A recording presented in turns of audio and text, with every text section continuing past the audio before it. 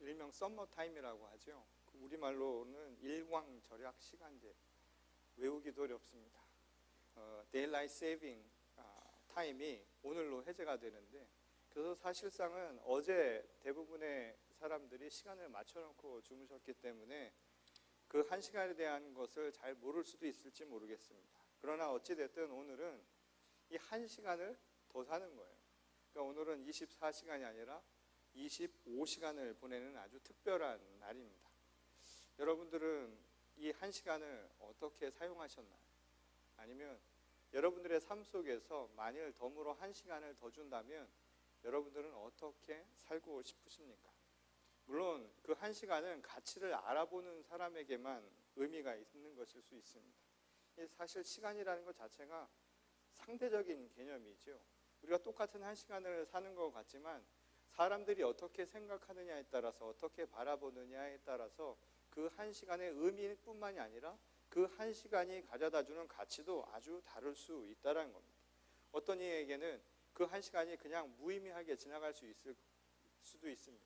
그래서 어제 한 시간 그냥 숫자로만 한 시간이 지났을 뿐이다 생각하는 분들도 있을 것이고, 지금 이 자리에 이게 무슨 소린가 하며 앉아 계신 분들도 있을 겁니다.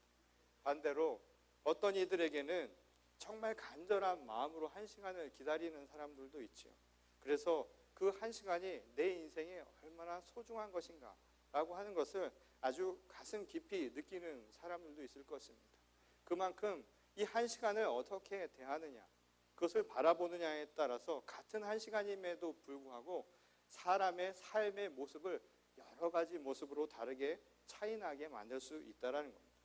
하지만 이 덤으로 얻은 이 한 시간을 어떻게 생각하든 변하지 않는 분명한 사실 한 가지가 있죠. 그것은 바로 똑같은 하루를 살아가는 모든 이들에게 이 한 시간은 차별 없이 주어지고 있다는 겁니다. 그래서 그와 함께 우리에게는 여유라고 하는 것들도 똑같이 생겨날 수 있다는 겁니다.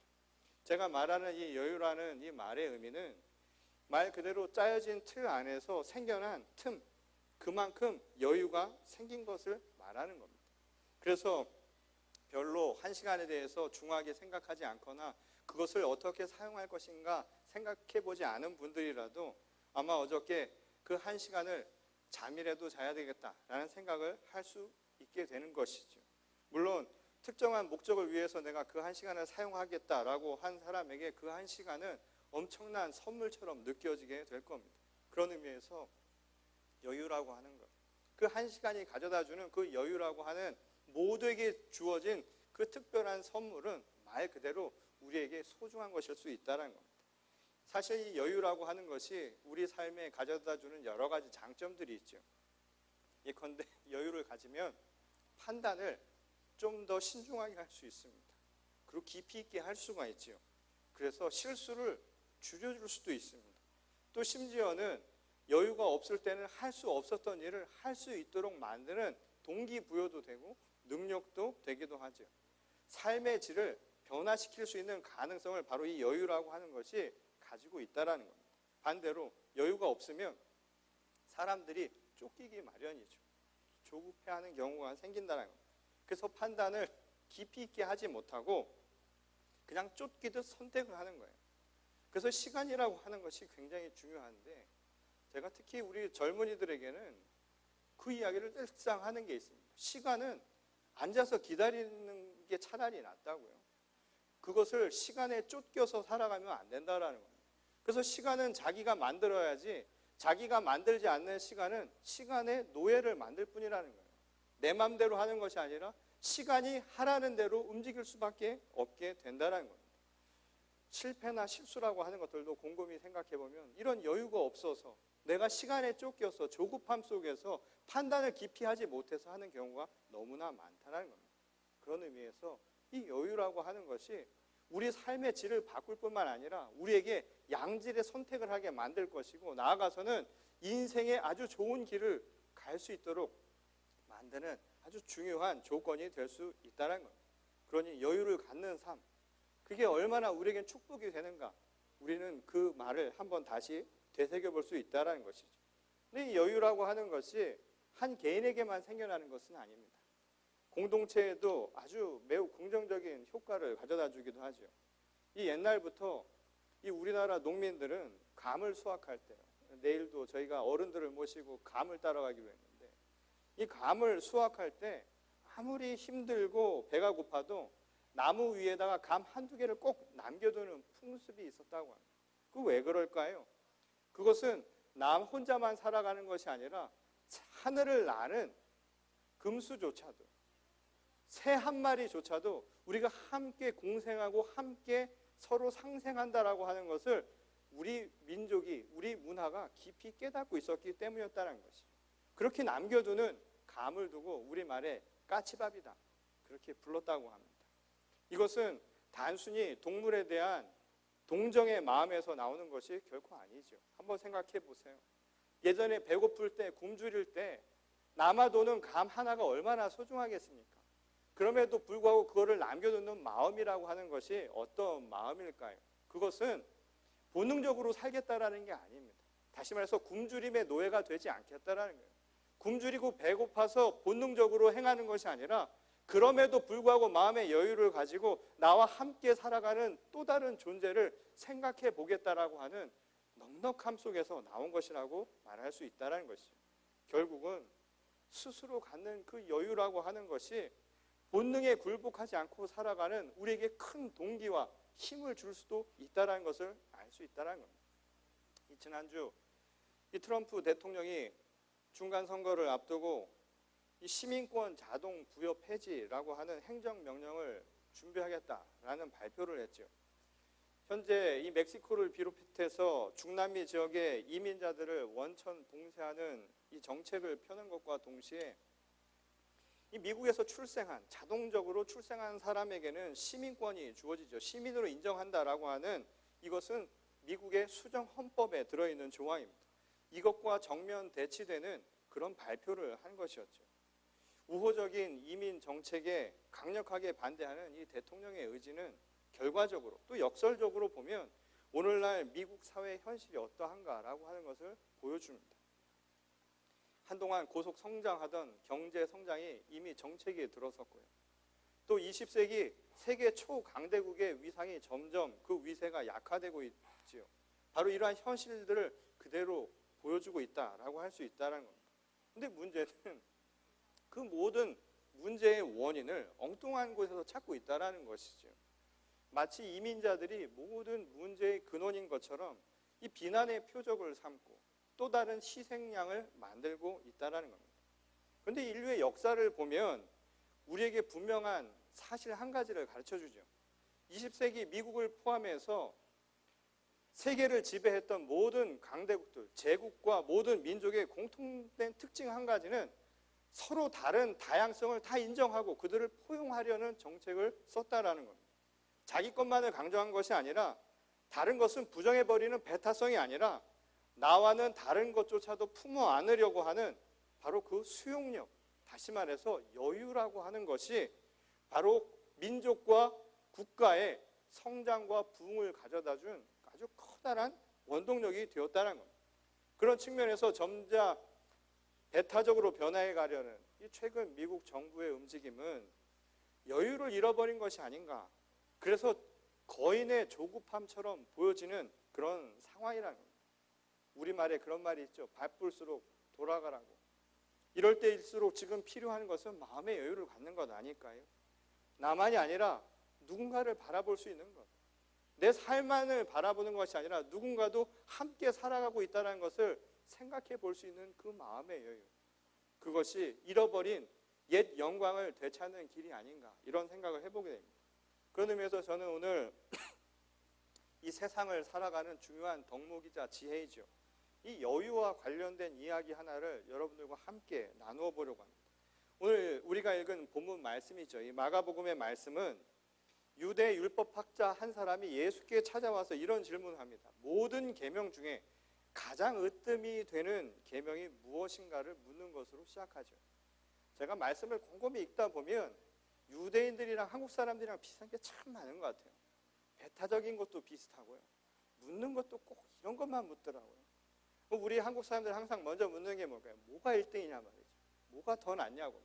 똑같은 거 보면서도 뭐가 더 낫냐고 묻지 않습니까?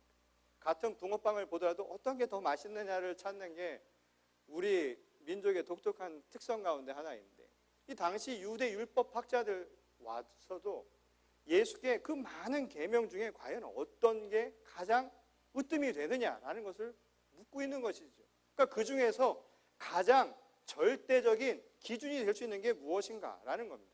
보통 이 질문을 받으면 우리는 생각할 때 그 대답은 한 가지로 나가야 정상이 아닌가 이런 생각을 하게 될 겁니다. 왜냐하면 가장 으뜸이라고 했기 때문에 그 대답도 단수로 이야기할 가능성이 높죠.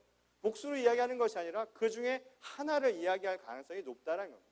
그런데 흥미로운 점은 예수님이 오늘 그 으뜸되는 계명이 무엇인가라고 묻는 유대 율법 학자의 질문에 대해서 하나가 아니라 두 개의 계명을 동시에 지금 대고 있다는 사실이죠. 물론 첫째, 둘째라고 해서 순서를 붙이긴 했지만 가장 으뜸이 되는 계명이 바로 그 두 가지다라고 하는 것을 말씀해 주셨다는 겁니다. 그것은 다른 것이 아니라 내 목숨과 뜻과 정성을 다해서 하나님을 사랑하는 것이고, 그리고 내 몸처럼 너의 이웃을 사랑하라. 바로 이것이 가장 큰 계명이다라고 말씀을 하셨다는 거예요. 그러니까 이것은 비록 앞에 두 가지로 첫째, 둘째라고 붙이기는 했지만 순서가 중요한 것이 아니라 이 두 가지가 가장 으뜸되는 계명이다. 다시 말해서 이 둘은 불가분의 관계이다. 서로 동전의 앞뒷면처럼 하나 된 관계이다라고 하는 것을 우리에게 말씀해 주셨다는 겁니다. 똑같은 사랑이라는 거예요. 이 상은 분리될 수 없는 사랑이라고 말씀을 하셨다는 겁니다. 왜 이렇게 예수께서 말씀하셨을까요? 그것은 당시 율법이 지배하던 유대 사회의 상황과 밀접한 연관이 있습니다. 이 당시 유대 율법은 예수님이 말씀하신 첫 번째 계명이죠. 신명기에 나와 있는 곧 하나님 사랑을 최상위의 가치로 생각하고 있었다는 겁니다. 이게 가장 중요한 계명인 거예요. 우리가 생각하더라도 하나님 사랑이 가장 중요한 것이다 라고 우리는 생각할 수 있겠죠. 근데 문제는 이것이 틀렸다라는 것이 아니라 시간이 지나면서 사람들의 생각이 어떠한 것이 가장 중요한 계명인가? 하나님 사랑입니다. 근데 이 하나님 사랑을 점차 자기식으로 생각하기 시작을 했다는 거예요. 오랜 시간을 걸치면서 이 하나님 사랑에 대한 이 계명을 자기 방식대로 이해하고 해석하면서 점차 그 의미가 퇴색되어 버리기 시작했다는 것이죠. 그래서 이 즈음에는 이미 하나님 사랑이라고 하는 것이 다른 게 아니라 번제나 희생 제사를 지내는 것처럼 형식적인 제사를 지내는 것, 이것이 하나님을 사랑하는 것과 동일한 것이 되어버렸다는 거예요. 등치돼 버린 거예요. 오늘날 많은 그리스도인들에게 예수를 믿느냐라고 하는 것을 물어보면 그것이 교회 가는 것과 등치가 되어버린 것과 똑같은 상황이라는 거예요. 교회에 발을 들여놓는 순간 나는 믿음이 있고 그래서 구원을 받았다라고 하는 자기 확신, 놀라운 확신이죠. 거기까지 갈 수 있다는 게.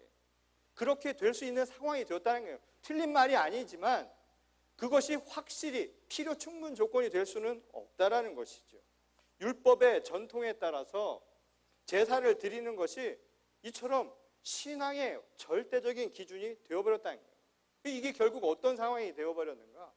사람이 사랑을 해서 꽃을 주는 게 아니라 꽃 주는 게 사랑이 되어버렸다 이 말인 거예요. 꽃을 줘야만 사랑을 한다라고 하는 착각을 하게 만들었다는 것이죠. 이 사람들이 이 형식과 그리고 그 내용의 의미를 잃어버리면, 그래서 형식만이 남아버리게 되면 어떤 상황이 발생을 하게 될까요? 저는 우리 한국말에 좋은 말 가운데 하나가 뭐냐면 안녕하세요라는 말. 봄 심고 오늘 아침에 인사하셨죠? 안녕하세요. 네? 그 무슨 뜻 가지고 인사하신 분 있으세요? 그냥 하셨죠? 안녕하세요. 근데 제가 어느 날 곰곰이 앉아있는데 화가 나는 거예요. 안녕하세요라고 저한테 묻는데 사실 그때 안녕 안 했거든요.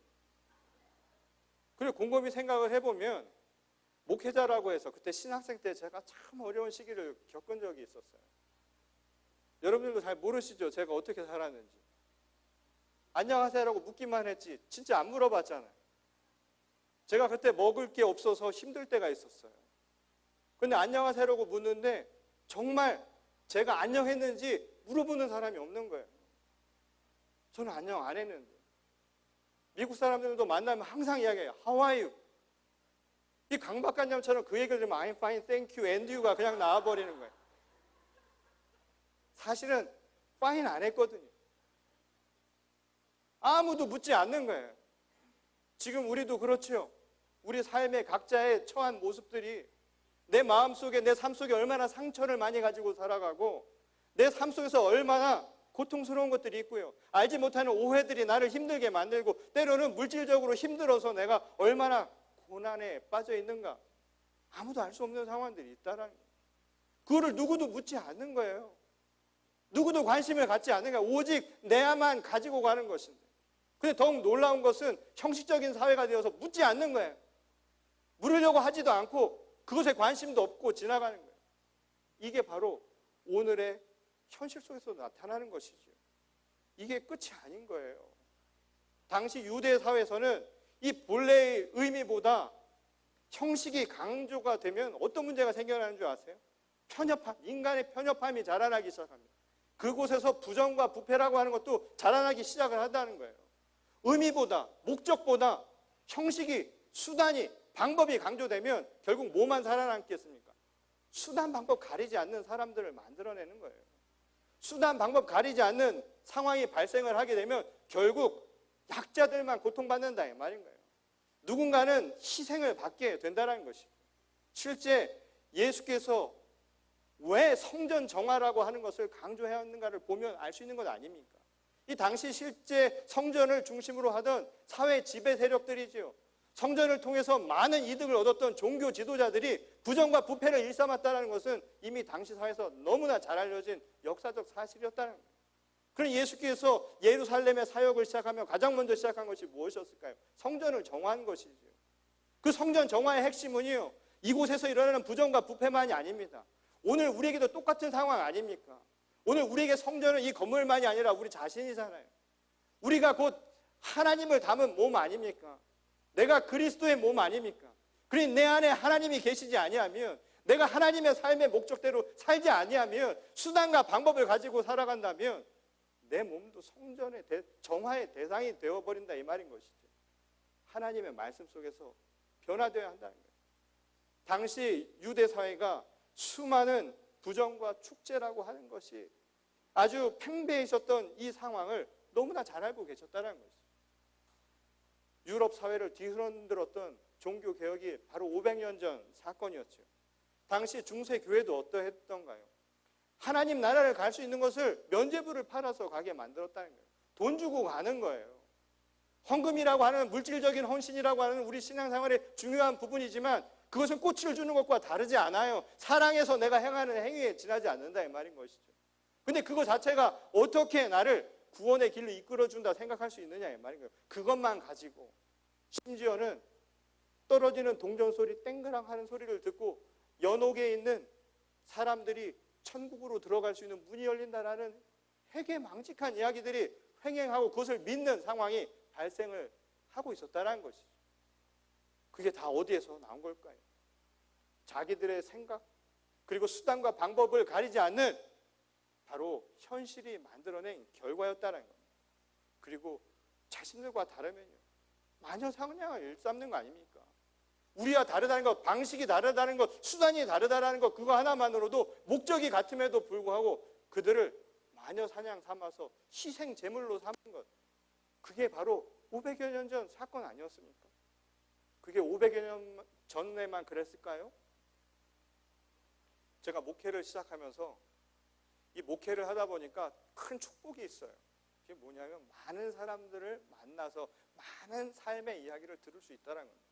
그러다 보니까 안 들어도 될 이야기들도 많이 듣게 되는데 그 중에 최상, 제가 들은 가장 으뜸의 최악의 오명은 무엇이었나? 이단이었습니다. 저를 이단이라고 부르는 청년들이 있어요.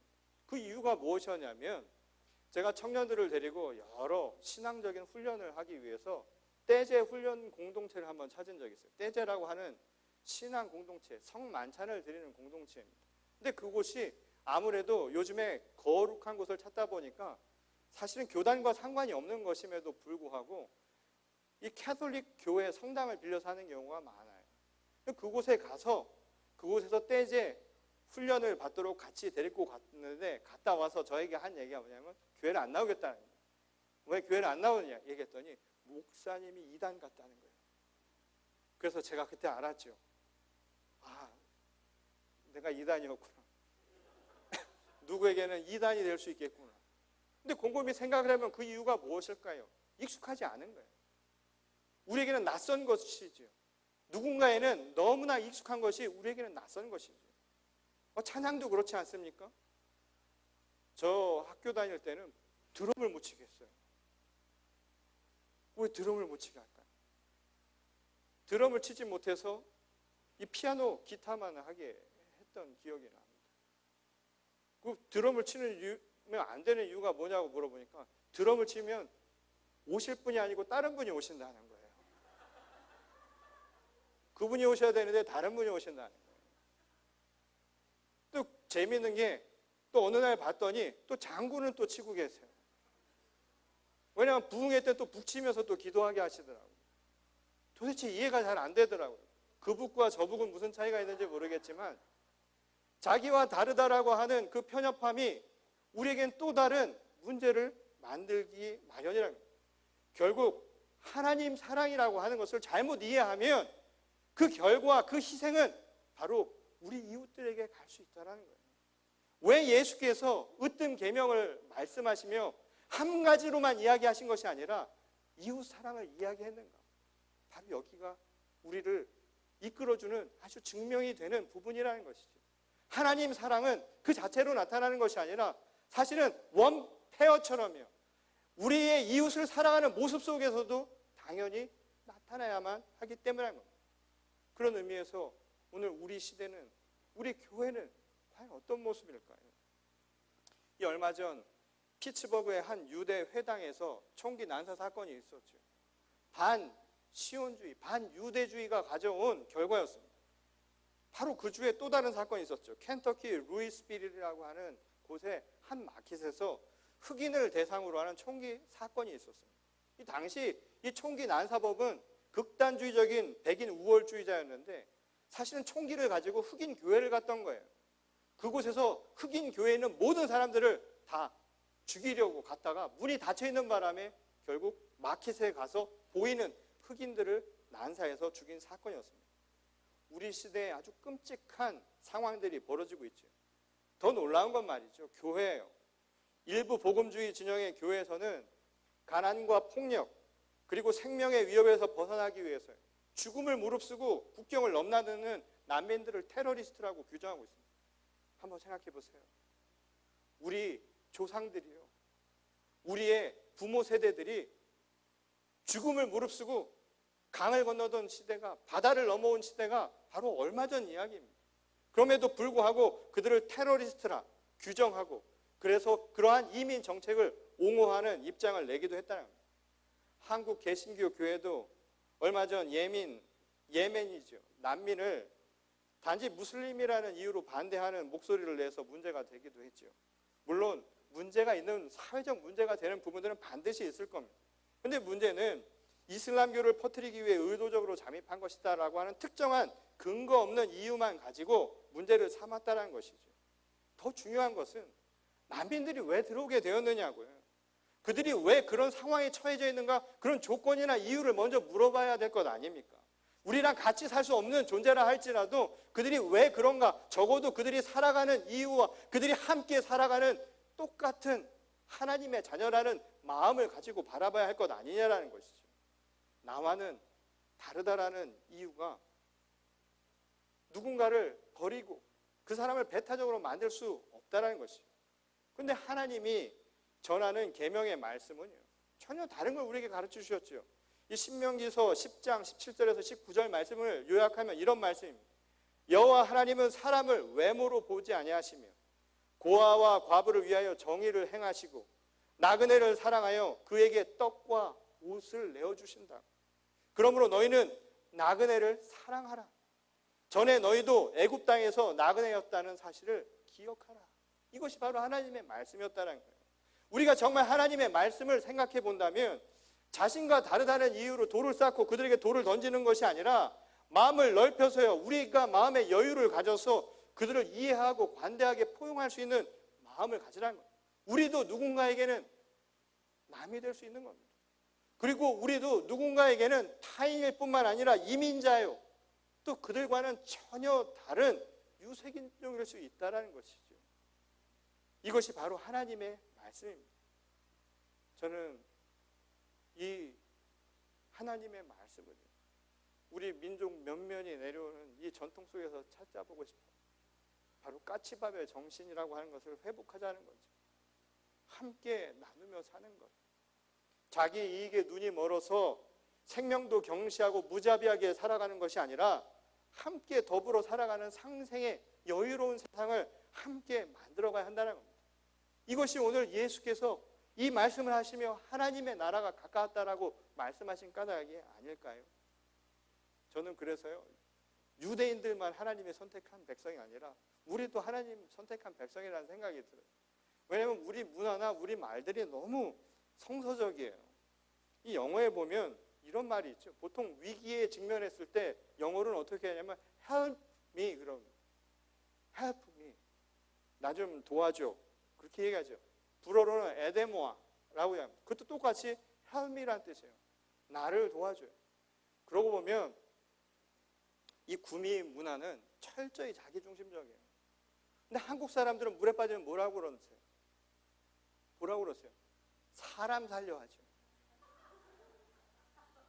나 살려, 나 구해줘, 이런 햄이라고 얘기하는 사람은 없습니다. 한국 사람은요, 말 자체가 이미 성서적이에요. 보편적인 거예요. 사람 살리라고 하잖아요. 사람의 구별이 있나요? 나만 살리나요? 아니에요. 우리는 함께 살아가는 정신이 이미 있는 거예요. 저는 이게 아주 신앙적이고 성서적인 게 아닌가라는 겁니다. 그래서 한국 사람들은 잘못을 해도 이렇게 얘기하죠. 네가 사람이냐? 사람이 어떻게 그럴 수가 있냐? 뭐 잘못한 사람들 보면 그런 생각이 들죠. 전 사람도 아니야. 사람이 어쩌면 저럴 수가 있을까? 그래서 한자에도 사람이니 네 개가 있으면 무슨 뜻입니까? 사람이 다 사람이냐? 사람다워야 사람이지. 그런 거 아닙니까? 그건 놀라운 것이 말이죠. 그래서 우리 문화에 이 말의 어원뿐만 아니라 우리 면면이 내려오는 전통 속에 아주 중요한 한 가지가 있다는 거예요. 한국의 문화는 사람은 되어진다라는 거예요. 사람이 돌 됐다고 하잖아요. 그런 분들 없으세요? 효도 철 들 때 보면 그 전까지 철이 들들었다는 건 뭐예요? 아직 사람이 덜 된 거죠. 집에 가보시면 아직 덜 된 사람 한둘 다 두고 계실 겁니다. 거기다 덜 떨어졌다고 이야기하죠. 아주 배꼽도 덜 떨어졌다고 이야기할 정도로 덜 된 거예요. 그 말은 뭐냐면 사람은 그냥 존재만이 아니라 되어가는 존재라는 거예요. 하나님이 육으로 세상을 만드신 것으로 그친 것이 아니라 우리에게 호흡을 불어넣어 주셔서 사람을 만드시는 과정이에요. 우리는 그 호흡 가운데 살아갑니다. 들숨과 날숨으로 살아가는 거예요. 내가 내뱉는 숨은 내 마음인지 모르지만 내 안에 들어오는 숨이 없으면 인간은 살 수가 없습니다. 여러분들이 살아오는 지금까지요, 저에게는 반백 년 동안 50년 동안 지금 이 들숨과 날숨이 한 번도 멈춘 적이 없어요. 그래서 지금 살아있는 것 아닙니까? 내가 내 힘으로만 살아가는 게 아니에요. 내가 하나님을 사랑합니다라고만 고백해서 되는 게 아니라는 거예요. 하나님의 은혜로 사는 겁니다. 그래서 내 안에 들어오는 그 은총으로 살아가는 거예요. 그래서 사람이 되는 거예요. 근데 그 사람이 되는 것을 그냥 모습을 보고 아는 것이 아니라는 거예요. 겉모습을 통해서 나타나는 게 아니라는 거예요. 마음의 여유를 가지고 까치밥을 나누듯이 누군가와 함께 나눌 수 있는 거예요. 옆에 있는 누군가에게 안녕하시냐고, 정말 괜찮냐고, 정말 괜찮으세요? 정말 힘들지 않으세요? 오늘 여기까지 오시면서 힘들지 않으셨어요? 무거운 짐들 하나씩 들고 오지 않으셨어요? 지난 이민 생활하면서 무거운 짐들이 얼마나 많았습니까? 누구에게 말 못하는 내 짐들, 내 가족의 문제, 내 기업의 문제, 내 삶의 숙제들을 오늘 다 이 자리에 가져온 것 아닙니까? 그리고 오늘 우리에게 하나님이 주시는 축복의 은총의 말씀입니다. 하나님을 사랑하는 모든 이들에게 하나님의 은총도 함께 할 겁니다. 여러분들 가운데 있습니다. 그리고 그것을 우리에게 말하죠. 당신들만 생각하지 마시라고요. 함께 두루 살피며 살라는 겁니다. 그래서 된 사람이 되는 거예요. 사람이 되는 겁니다. 장성한 분량에 이르는 것, 그것은 다른 것이 아니라 바로 정말 사람이 되는 것, 된 사람이 되는 것이지. 함께 서로 나누면서 까치밥을 나누듯이 서로의 마음을 이해해주고 서로를 보듬어주고 품어 안으면서 정말 안녕하냐고 물어보는 것, 정말 까치밥이 되는 것. 나도 힘들지만 당신은 얼마나 힘드냐고 한번 물어봐 주는 것. 그래서 오늘 하나님의 사랑을 우리 삶 속에서 함께 실천할 수 있는 우리 모두가 될 수 있기를 소망합니다. 그리고 오늘 부족한 종의 하나님의 말씀을 들어 여러분들에게 축복하며 전합니다. 하나님이 여러분 모두와 함께 하시기를 소원합니다. 그리고 오늘 삶의 무거운 짐을 가져오신 여러분 모두에게 하나님께서 그 수고와 모든 짐들을 다 덜어주시고 오늘 나가실 때는 하나님의 커다란 은총과 또한 하나님의 사랑으로 충만해서 돌아가는 저와 여러분 모두가 될 수 있기를 주님의 이름으로 간절히 축원합니다. 우리 다 같이 기도하시겠습니다. 하나님 감사합니다. 우리는 연약하고 부족하지만 하나님께서 우리 가운데 살아계시기에 저희들 힘을 얻습니다.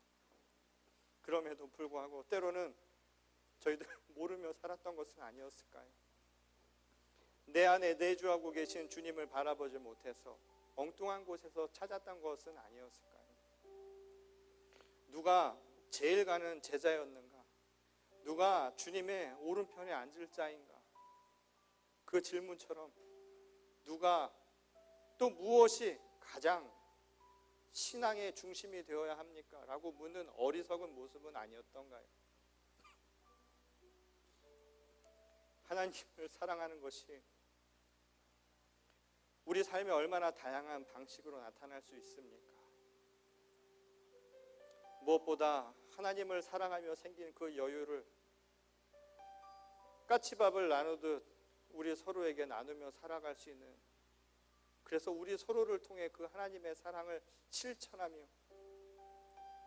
우리 서로 회복할 수 있다면, 우리 서로 우리 마음을 위로할 수 있다면 얼마나 축복되고 기쁜 일일까요?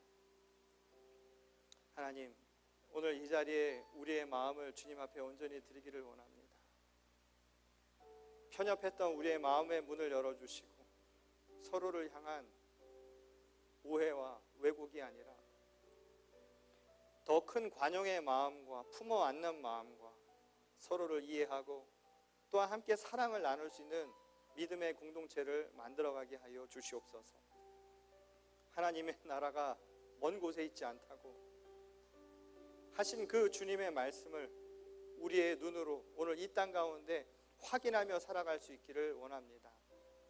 특별히 오늘 이 시간 삶의 숙제와 질문 그리고 짐을 안고 온 주의 심령들을 이 시간 기억하시고 주님의 따뜻한 손길로 위로하시며 성령의 교통하심으로 역사하여 주셔서 이 시간 이 문을 나설 때에는 하늘의 은총으로 채워져서 하나님을 찬양하고 축복받는 주의 거룩한 자녀가 되게 하여 주시옵소서.